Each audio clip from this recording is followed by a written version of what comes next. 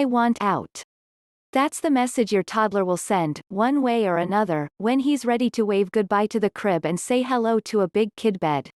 Your child might actually verbalize displeasure, or more likely, simply climb out of the crib. So, what needs to be done? Visit remedy2.com/babysleepmiracle, the link below this video. First, resist the temptation to move him too early. Most experts recommend doing so around age 3. Unless your child is climbing out of his crib or needs more space than a crib can provide, his body is growing at an astounding rate, it's better to keep him in the crib, which allows him to feel safe.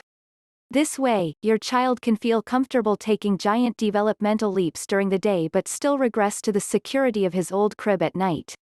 Moreover, until age 3, toddlers are very impulsive, and your child's difficulty in understanding and being able to follow directions or rules, like staying in bed all night, will make sleeping in a bed a real challenge.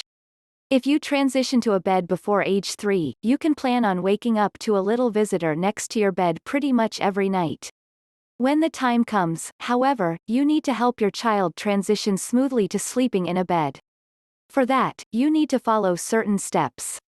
These are: 1. Create a safe environment, safety-proof your child's room and any adjacent areas he may be able to visit into the middle of the night.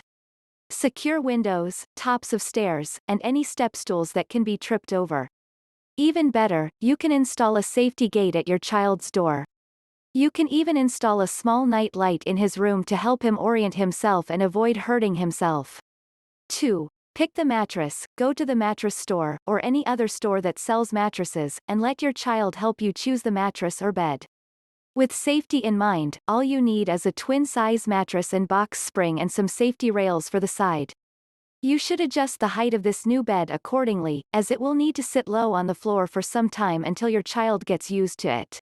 Get some fun new sheets, some special pillowcases, and you're set to go. 3. Disassemble the crib together. Once the new bed comes home, ask your child to help you to take down the crib. This way, your child will feel part of the transition process and will also be able to say goodbye to the crib. 4. Set up the bed. Put the bed in a corner of your child's room so that the head and side of the bed are flush against the wall for protection. Add a safety rail to the exposed side of the bed. Your child will feel safe this way, just as he did in his crib. 5. Explain the rules of bedtime. If your child is verbal before the first night of sleeping in the bed, go over the rules of bedtime with him. Tell him that he is a big boy now who needs to understand that when we go to sleep, we only wake up when the sun is nice and bright. 6. Do your bedtime routine. During the first few nights your child is sleeping in his new bed, take an extra 10 minutes of reading time together to make him feel comfortable in his new environment. The idea here is to make your child feel safe. If your child seems excited about the new bed from the very start, you're one of those luck people who has made this transition easily.